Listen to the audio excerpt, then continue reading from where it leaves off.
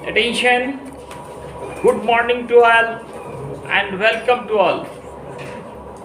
दोस्तों आज का हमारा टॉपिक है कोएफिशिएंट ऑफ म्यूचुअल इंडक्शन।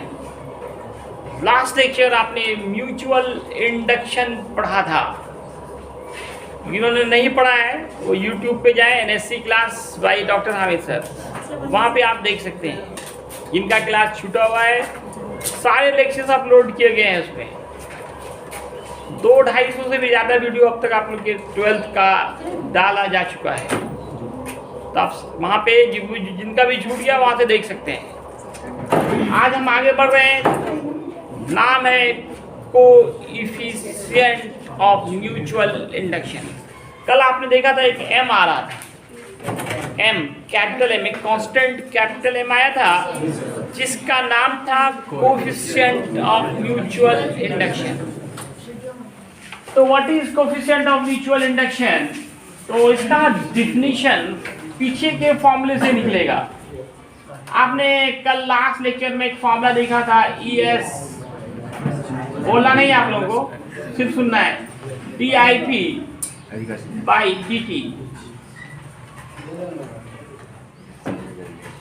कल आपको बताया गया कि दो कॉइल हो, if there are two coils and they are close to each other, एक दूसरे के नजदीक रखा जाए और एक से करंट पास करें। यहाँ पे AC DC कोई सोर्स लगा सकते हैं, कल हमने AC दिखाया था, आज DC सोर्स दिखा रहा हूँ। If there are two coils and they are close to each other, दो कॉइल हो, दोनों एक दूसरे के नजदीक हो, तब हम एक से करंट पास करें तो दूसरे से गैल्वेनोमीटर लगा दें। इस गैल्वेनोमीटर के जो निडल है इसमें डिफ्लेक्शन होने लगता है। आपको पता है ये डिफ्लेक्शन शो करता है कि EMF इंड्यूस हो रहा है, इलेक्ट्रिक करंट फ्लो हो रहा है, जबकि यहाँ पे सटा हुआ नहीं है, बीच में गैप है। आप किसी सिंपल वायर पे अगर थोड़ा सा भी कहीं कट जाए तो करंट आगे नहीं बढ़ पाता है। लेकिन दो कॉइल हो, दोनों एक दूसरे के नजदीक हो, सटा हुआ नहीं हो, कुछ गैप हो दोनों के बीच, तब भी अगर एक से करंट पास करते हैं तो दूसरे में भी करंट फ्लो होने लगता है। इसी फेनोमेनन का नाम था म्यूचुअल इंडक्शन, और वहाँ जो कांस्टेंट आया था उसका नाम था कोएफिशिएंट ऑफ म्यूचुअल इंडक्शन। जिस कॉइल से हम लोग करंट पास करते हैं दोस्तों, इसका नाम दिया गया था प्राइमरी कॉइल, और जिस कॉइल में EMF इंड्यूस हुआ था उसका नाम था secondary coil.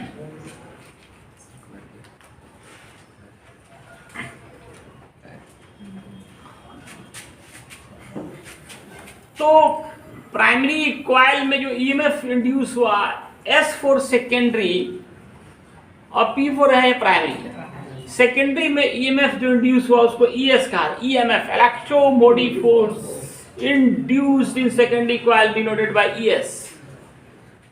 IP current passes through the primary coil. dIP/dt rate of change of current. इसे M निकालना है तो दोस्तों M का क्या फॉर्मूला होगा, -ES, और ये इनटू में है, ये बाई में चला जाएगा, dIP/dt।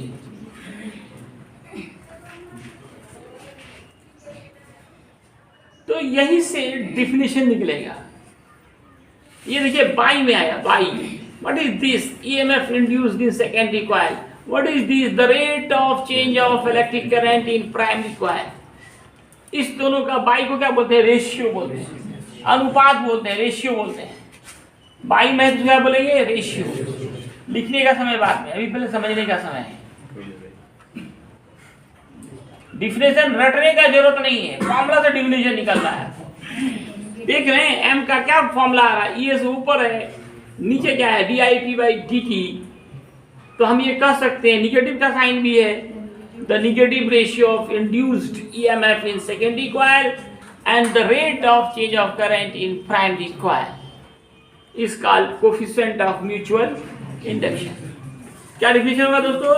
आपको एग्जाम में इतना नहीं लिखना है, आपको डायरेक्ट डिफिनेशन लिखना है।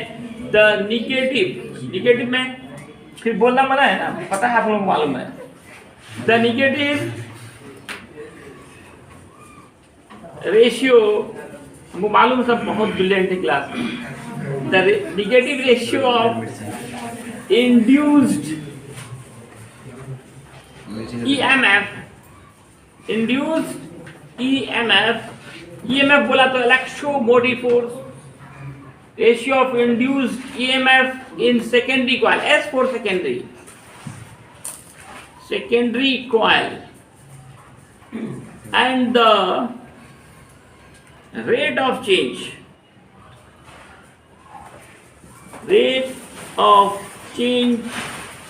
of electric current di by dt को rate of change of electric current बोलते हैं।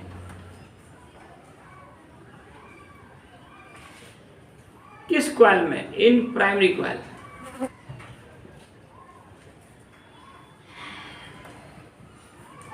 इस कॉइल कहलाता है, क्या कहलाता है दोस्तों? Coefficient of mutual induction. इस कॉल्ड CO लिख दे शॉर्टकट में, coefficient of mutual induction. It is denoted by M। इसका एक और डिफिनेशन पहले लिख देते हैं, इसका एक और डिफिनेशन निकालेंगे। एक और फॉर्मूला पिछले लेक्चर में आपको पढ़ाया गया है, phi S equal to the M into IP। यहां से निकाला जाए M, तो phi S by IP, phi S by, what is phi S? Magnetic flux passes through the secondary coil. And what is IP? Current passes through the primary coil. फिर बोलना मना है। यहाँ पूछ रहे हैं ना वीडियो वाले से, हम मालूम, सबको पता है आप लोगों को। द रेशियो होगा ये, ratio, the ratio of magnetic flux, magnetic flux passes through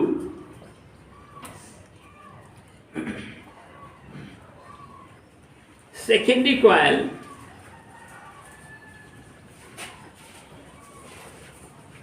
and current passes through primary coil। Current primary से पास कर रहे हैं और मैग्नेटिक फ्लक्स सेकेंडरी से, and current passes through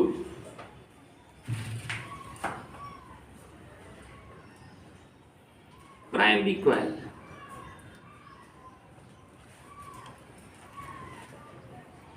is called coefficient of mutual induction।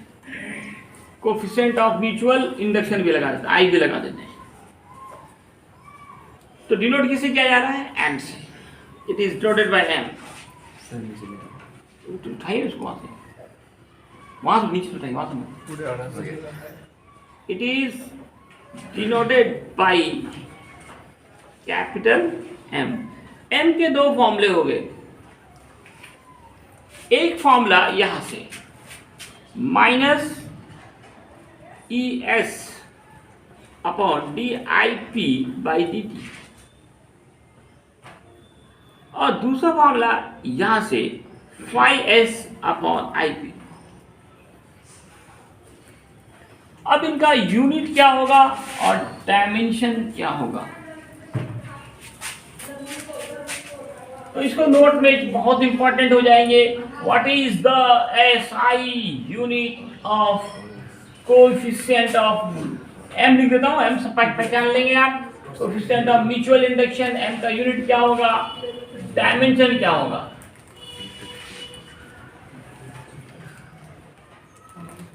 Dimension क्या होगा, unit क्या बोले थे? H बोले थे ना हामिद सर, कैपिटल H याद रखिए। और डायमेंशन क्या आया था? एक ही यूनिट, एक ही डायमेंशन होता है।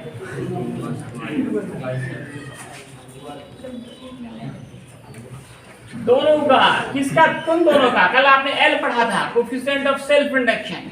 आज पढ़ रहे हैं कोएफिशिएंट ऑफ म्यूचुअल इंडक्शन। कल L था, आज M है। दोनों का यूनिट और डायमेंशन सेम होता है, ml square T inverse two I inverse two. तो ये था दोस्तों हमारा म्यूचुअल इंडक्शन से related coefficient of mutual induction. अब आप लेंज लॉ पढ़ेंगे। लेंज लॉ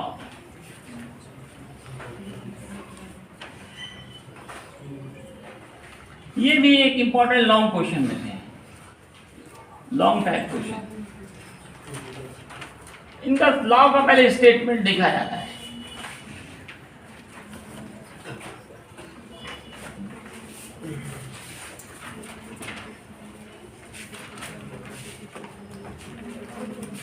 लेंज लॉ आज का हमारा टॉपिक। नेक्स्ट टॉपिक क्या है दोस्तों? Lenz law. Length is the name of scientist. इन्होंने बड़ा एक इंपॉर्टेंट लॉ दिया। किसने? लेंज ने। आप देख रहे थे फॉर्मूले में माइनस आ रहा था, इक्वल माइनस d∅/dt लिखते थे ना माइनस। ये माइनस साइन के बारे में एक्सप्लेनेशन जो किया वो किसने किया? लेंज ने किया। यहाँ में देखिए माइनस है, इसी निगेटिव साइन को एक्सप्लेन किया किसने? लेंज ने। किसने? लेंज ने। लेंज का कहना था कि इलेक्ट्रोमैग्नेटिक इंडक्शन में जो ईएमएफ इंड्यूस होते हैं वो इन्हीं कॉज का, उन्हीं कारणों का अपोज करता है, जिसके कारण वो डेवलप होता है। माइनस अपोजिशन को ही माइनस साइन यहाँ पे कर रहे हैं।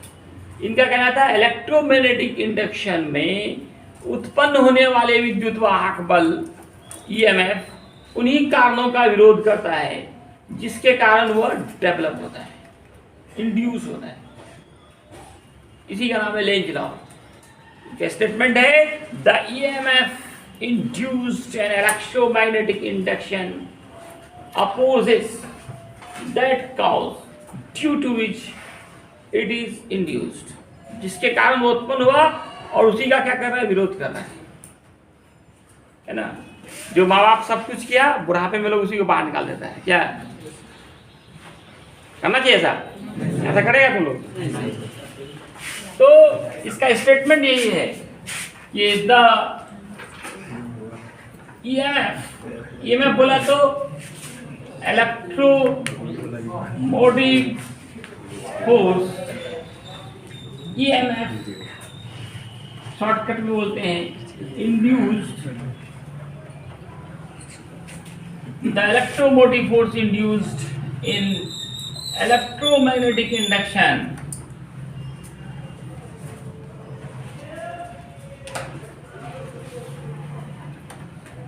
शॉर्टकट बोला तो EMI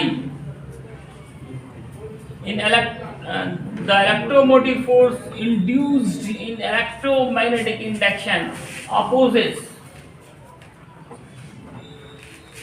that cause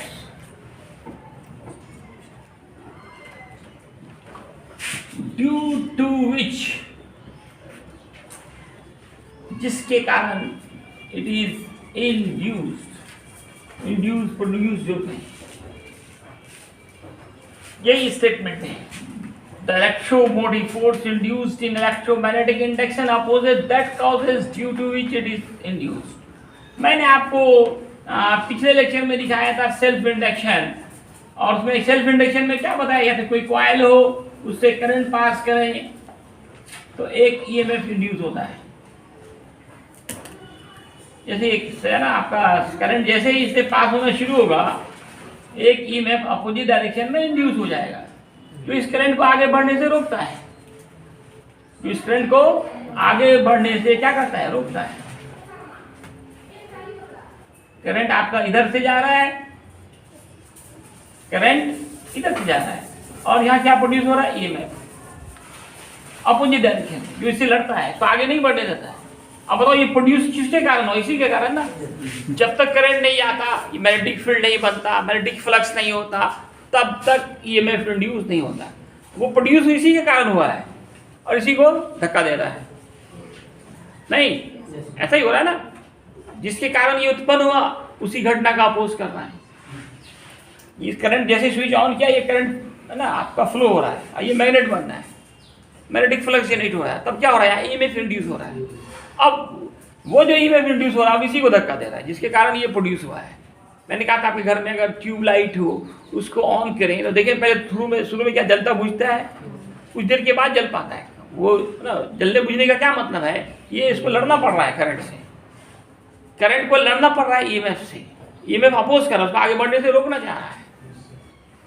तो लेंज लॉ से रिलेटेड एक इंपॉर्टेंट ऑब्जेक्टिव क्वेश्चन भी है। वो क्वेश्चन क्या है कि Lenz law is another form of law of dash dash dash. Lenz law is another form of law of dash dash dash. वहाँ पे ना law of conservation of momentum, energy, क्या कहेंगे, एनर्जी। बहुत इंपॉर्टेंट ऑब्जेक्टिव क्वेश्चन है। क्या question है? Lenz law is Lenz's law is another form of law of conservation of energy.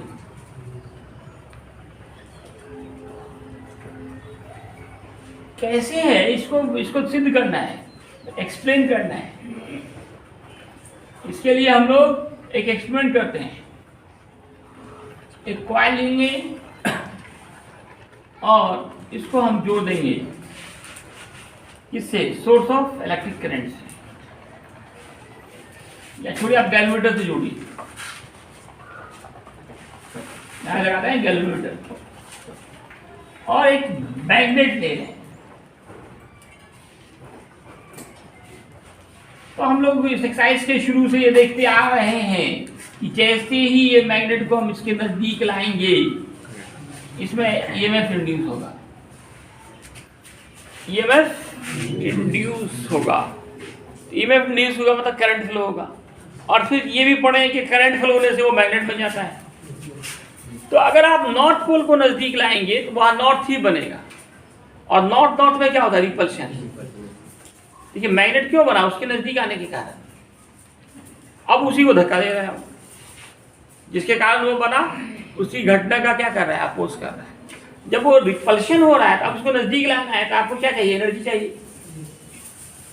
तो वह एनर्जी जो है कन्वर्ट होगा इन the form of electrical energy. आप जो मैग्नेट को नजदीक ला रहे हैं उसमें आपकी कौन सी एनर्जी लग रही है, मैकेनिकल एनर्जी, और वो कन्वर्ट हो रहा है किस फॉर्म में, इलेक्ट्रिकल, इलेक्ट्रिसिटी जनरेट हो रहा है, मतलब इलेक्ट्रिकल एनर्जी डेवलप हो रहा है। क्या डेवलप हो रहा है, इलेक्ट्रिकल एनर्जी।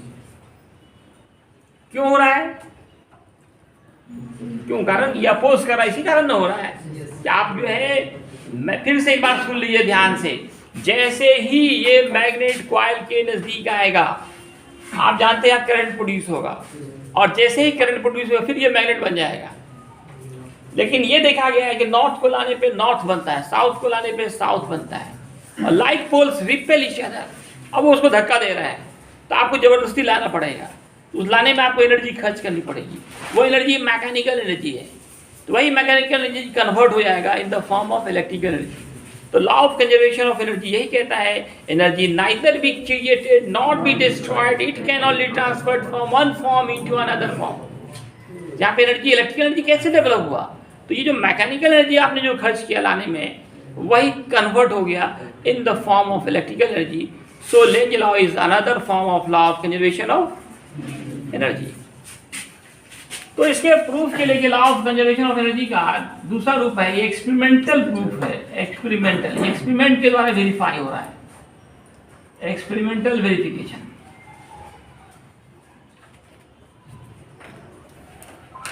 तो क्या लेते हैं, कॉइल लेते हैं, take a coil and a bar magnet.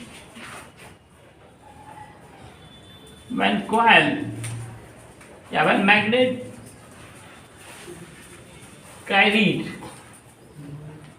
near to the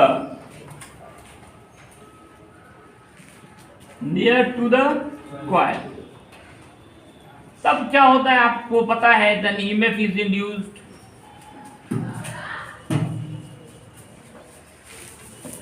in coil।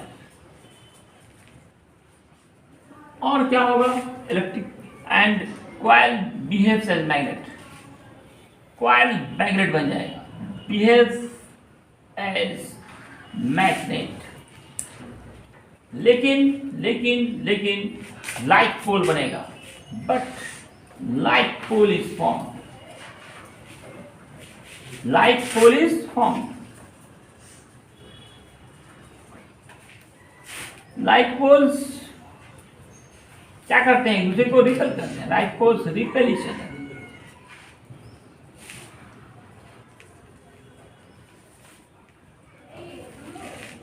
अब जब रिपल्शन हो रहा है तो आपको एनर्जी चाहिए। इन this case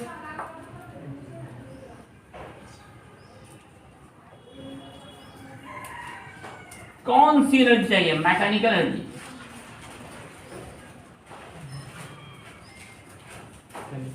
is required to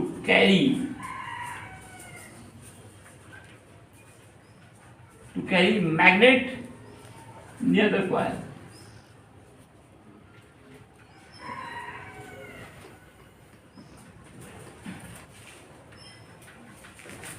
तो जो मैकेनिकल एनर्जी आपको चाहिए वही बदल जाएगा इलेक्ट्रिकल एनर्जी में। This mechanical energy is converted into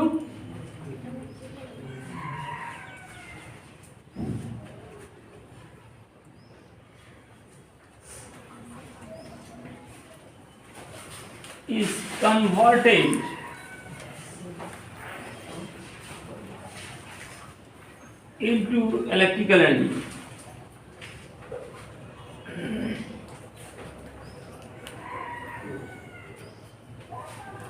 So इसलिए हम ये कह सकते हैं कि Lenz law is another form,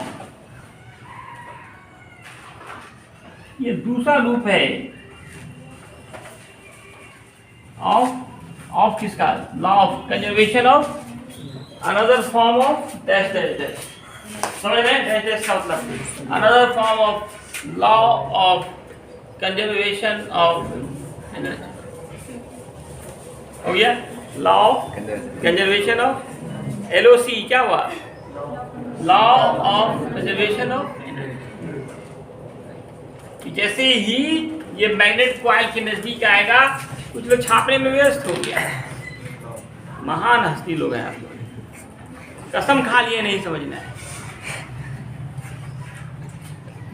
जैसे ये मैग्नेट कॉइल के नजदीक आएगा, कॉइल क्या बन जाएगा, लेकिन कैसा पोल बनेगा, तो लाइक पोल्स के बीच क्या हो रहा है, और जब रिपल्शन हो रहा था मैग्नेट को लाना है तो क्या करना पड़ेगा, एनर्जी चाहिए। कौन सी एनर्जी, वो मैकेनिकल एनर्जी।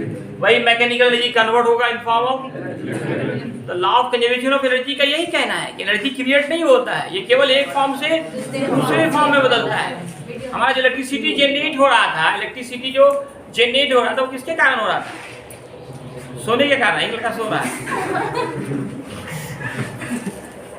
इलेक्ट्रिसिटी या इलेक्ट्रिकल एनर्जी जो जनरेट हो रहा है कहाँ से हो रहा है, एनर्जी तो क्रिएट नहीं होता है, वो एक फॉर्म से दूसरे फॉर्म में बदलता है। यहाँ बदल रहा है कौन सी एनर्जी, मैकेनिकल एनर्जी। किस में बदल रहा है, इलेक्ट्रिकल एनर्जी में।